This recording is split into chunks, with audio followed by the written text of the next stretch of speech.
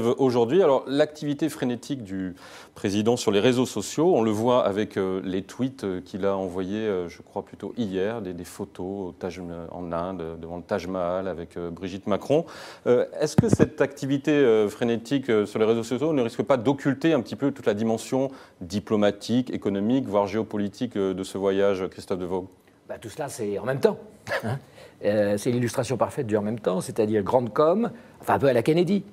Et puis cette idée quand même de ramener les contrats, mais ça, vous savez, c'est une tradition. À chaque fois, depuis que je suis la politique, ça fait quoi, 40 ans, je vois toujours les présidents revenir avec 15 milliards de contrats. Je ne sais pas si vous avez remarqué. C'est toujours le même chiffre, vous voulez dire ? C'est toujours 15 milliards. Oui. Sauf Trudeau. Sauf Trudeau, qui a raté son affaire, sans doute. Mais bon, on sait que ces contrats sont négociés avant, commencent, enfin bref. Sherpas, ouais. Bon, en revanche, je crois que le vrai intérêt de ce voyage, mais ça, on va le découvrir qu'à long terme, c'est le repositionnement diplomatique et le rapprochement politique avec l'Inde. Et là, visiblement, il a bien travaillé cette question. Là, il y a véritablement un enjeu planétaire, global, comme on dit aujourd'hui.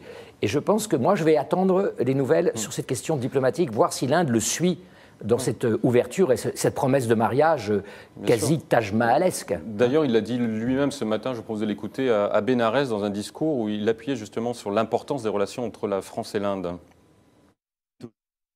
Notre allié stratégique dans la sous-région, et la France, en tant que puissance de l'océan Indien et du Pacifique, a tout intérêt à assurer la stabilité de cet espace et d'éviter toute forme d'hégémonie qui viendrait le déséquilibrer.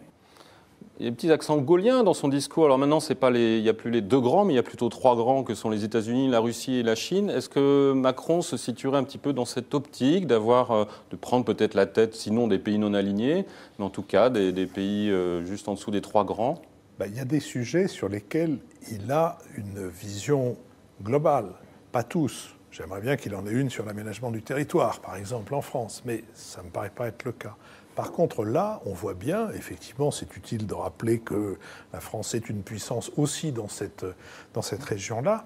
Et aussi, d'ailleurs, il me semble que dans cette négociation ouverte, amicale, apparemment des deux côtés, avec l'Inde, il y a aussi l'idée que c'est le moment de détacher le plus possible la Grande-Bretagne de ses anciennes alliances et de ce qui aidait à sa puissance. Donc, dans l'affaire, effectivement, il fait ce qu'il sait très bien faire, et je trouve d'assez mauvaise foi les gens qui gênait quand on voyait François Hollande sous la pluie à l'île de Sein avec l'air d'appuyer le SAMU pour que quelqu'un vienne le chercher, le SAMU social. Et là, tout à coup, il dit « Ah oui, mais alors, il a l'air d'être en vacances, qu'est-ce qu'il a ? Il roucoule avec son épouse. » Mais mon Dieu, qu'il roucoule avec son épouse, il a une épouse et ils sont contents de roucouler ensemble. Je ne vois pas en quoi ça a le moins du monde gêné ou ridiculisé. Que Trudeau, dont je disais un mot tout à l'heure, ait ridiculisé son pays en se déguisant d'une manière infantile. Infantile, ça vaut même pas, oui, c'est les Dupont pour Tintin. Oui, c'est ça, c'est les Dupont plutôt. Il était les Dupont lui tout seul ou la famille Dupont. Ça, effectivement, en plus pour en revenir sans aucun bénéfice, et même sans avoir eu des contacts au plus haut niveau de l'État indien, il a eu droit au ministre de l'Agriculture, pointe à la ligne.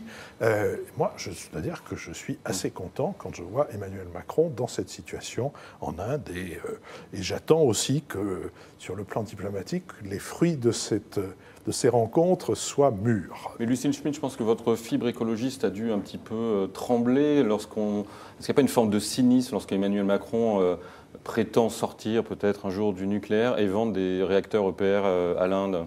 Mais en fait, Emmanuel Macron... C'est encore du en même temps, vous allez me dire, Christophe. Non, voilà, il fait du en même temps, il l'a fait en Chine aussi. C'est-à-dire qu'à chaque fois qu'il fait un déplacement important, Chine, Inde, il est à la fois sur les énergies renouvelables, la question de la lutte contre le changement climatique, et puis il vend du nucléaire français. Après, ce qui m'effraie un peu sur la question... Et ça n'appelle pas de commentaires mais je vais faire un commentaire, cher Jean-Christophe, mais je parle posément. Ce qui appelle un commentaire de ma part, c'est que je ne crois pas que le PR puisse vraiment s'exporter. On a essayé de le faire en Finlande. On essaye désespérément de le faire dans la Manche. Et en fait, on n'y arrive pas à chaque fois. Donc, il y a une culbute, multiplication par 2 des coûts. D'ailleurs, c'est un peu comme le TGV. Je préfère le TGV aux centrales nucléaires. Mais on n'arrive pas à exporter certaines de nos grandes technologies, certaines de nos grandes innovations, certaines de nos grandes prouesses. Et ça, c'est un vrai sujet. Après, quand vous regardez en fait le sujet de l'EPR, c'est pas un sujet Macron, c'est un sujet Sarkozy. C'est-à-dire que il faut rappeler une chose par rapport à l'Inde, c'est que c'est un des pays où c'est le plus difficile. Alors vous disiez qu'au fond c'est toujours comme ça, on voit après comment les contrats sont vraiment conclus au bout d'un an. L'Inde, c'est le pays où les contrats sont le moins conclus au bout d'un an. Absolument. Ça fait des années et des années qu'il y a des obstacles terribles. Et sur l'EPR, moi j'attends de voir. Je pense qu'il y a quand même un vrai sujet sur le sismique, c'est-à-dire qu'on sait que les populations locales sont complètement mobilisées contre ça et qu'elles ont fait des banderoles, pas de nouveau Fukushima, pas de nouvelle Hiroshima. Je pense que l'image internationale de la France, c'est aussi de se dire qu'elle ne vend pas des centrales nucléaires dans des lieux où en fait il pourrait y avoir des accidents industriels majeurs.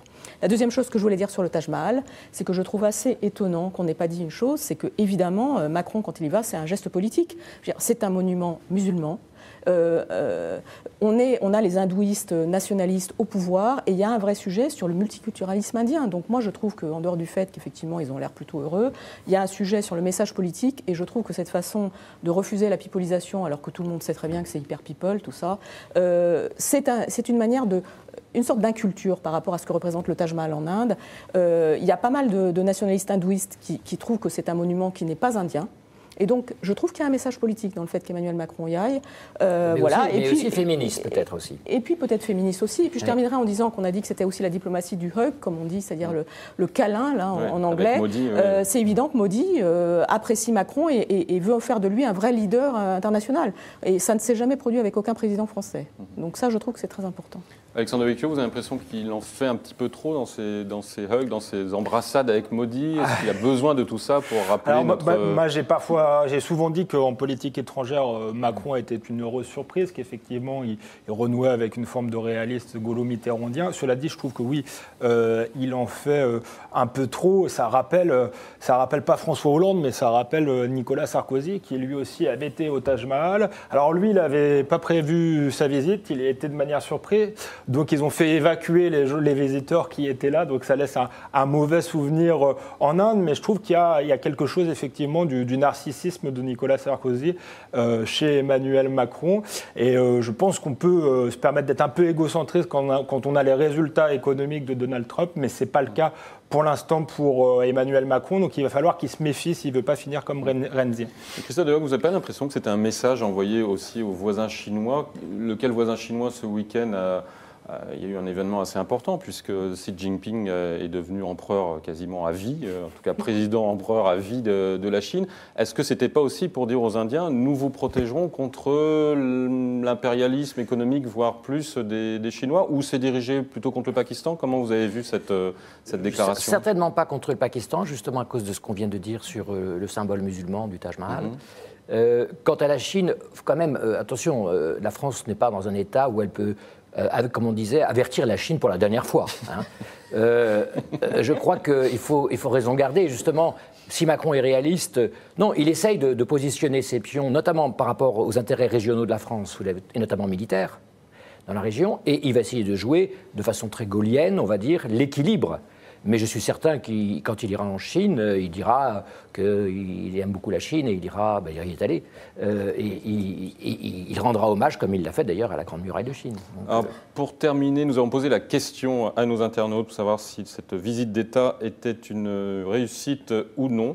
52% disent oui, 48% disent non. Donc c'est assez équilibré comme ça l'était sur ce plateau. Justement, je voudrais dire, Alexandre, que le narcissisme chez les hommes politiques, c'est comme la silicose chez les mineurs. C'est une maladie professionnelle. Il ne faut pas le montrer. De manière trop évidente. C'est même la motivation professionnelle, peut-être. Merci à tous sur ce sujet. Un jour, nous prendrons des trains qui partent. Vous vous souvenez, c'était la fin d'un Saint-Jean d'hiver d'Antoine Blondin. Est-ce que pour parvenir à ce résultat, il faudrait privatiser la vénérable SNCF qui fête ses 80 ans?